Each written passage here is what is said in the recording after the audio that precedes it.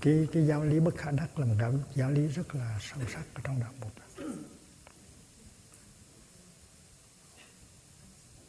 Tiếng Pháp gọi là insaisissable. You cannot grasp it.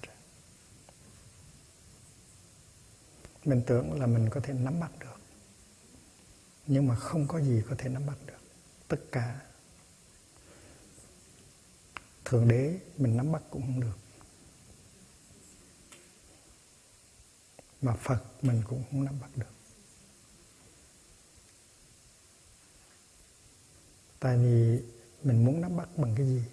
Ví dụ như mình muốn nắm bắt Thượng Đế thì mình sử dụng cái gì để nắm bắt? Bàn tay 5 ngón của mình có thể nắm bắt được Thượng Đế không? Mình nắm bắt Thượng Đế bằng cái ý niệm của mình, bằng cái tâm của mình. Nói rằng Thượng Đế có hay là Thượng Đế không có.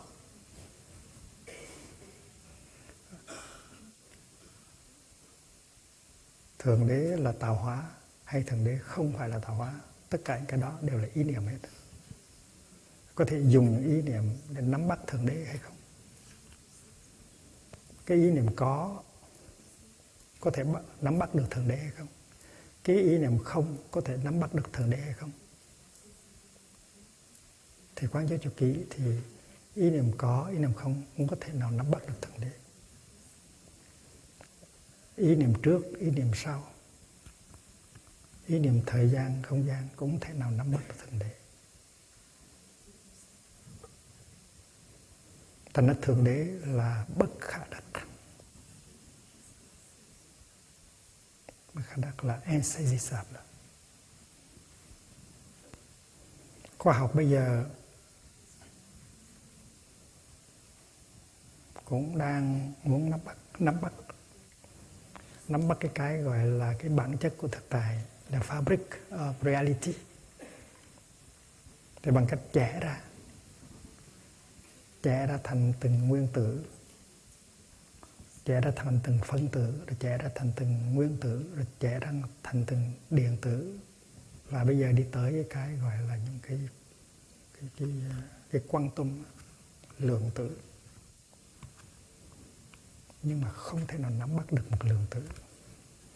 Các nhà khoa học bằng cái trí tuệ của họ, bằng cái toán học của họ sẽ không bao giờ nắm bắt được một điện tử, một lượng tử.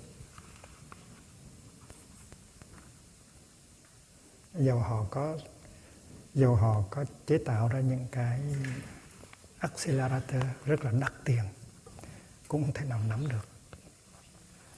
Nắm bắt Thượng Đế cũng không được, mà nắm bắt một cái hạt bụi cũng không có được.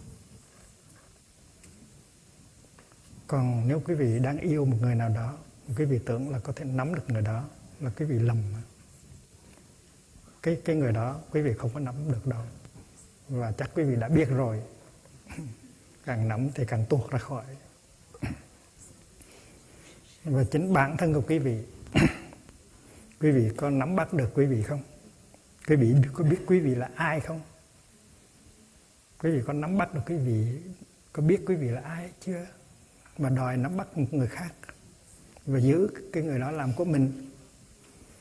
Thành ra mình cũng bất khả đắc, mà người yêu của mình cũng bất khả đắc. Vì nghe chưa? Và đó là một giáo lý rất là sâu ở trong đạo Phật. Niết bàn bất khả đắc, Thượng Đế bất khả đắc, chân như bất khả đắc, không có cái gì khả đắc, tại vì tự tánh của vạn vật là không. Ở trong Tâm Kinh nói là vô đắc và vô sở đắc.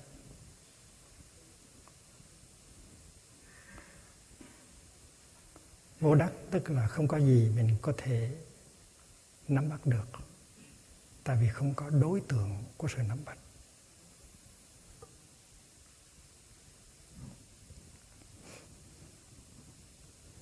Tại vì thực tế của vạn pháp, thực tại của vạn pháp là nó trống rỗng. Ví dụ như củ hành, mỗi ngày nấu cơm mình đều dùng củ hành. Mình lột ra một cái bẹ hành rồi lột ra một cái bài hành khác, mình tưởng ở trong đó nó có một cái lõi, nhưng mà kỳ thực lột ra thì không còn gì nữa hết. Thì tất cả đều là củ hành. Mình cũng vậy, mình làm củ hành có 5 lá: sắc, thọ, tướng, hành, thức.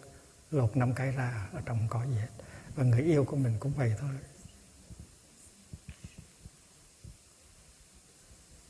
Và buộc cũng vậy, buộc cũng là một củ hành như mình vậy. Bởi vậy cho nên trước khi mình lại buộc, mình nói con biết Ngài á, là như củ hành á. Ngài cũng không có gì ở trong đó hết. The one who bow and the one who is bowed to là đều như vậy hết. Năng lễ sở lễ tánh không tịch. Và chính nhờ con là không và Ngài cũng không, cho nên con và Ngài có thể tiếp xúc với nhau một cách sâu sắc được. Con ở trong Ngài và Ngài ở trong con.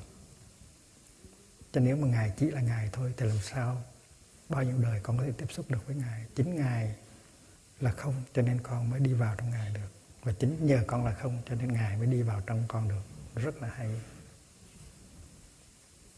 Trước khi mình lạy thì mình phải quán chiếu như vậy. Mình phải thấy được cái từ tánh không của các pháp. Đây không phải là lý thuyết. Đây là tuệ giác. Tuệ giác vô ngã, tuệ giác vô đắc, tuệ giác tương tức. Chỉ khi nào mình thấy mình đang buộc, lúc đó mình mới thấy buộc. Chỉ khi nào buộc thấy buộc trong mình, lúc đó buộc mới thấy mình được. Và cái đó là nhờ cái không, từ tánh không của các pháp.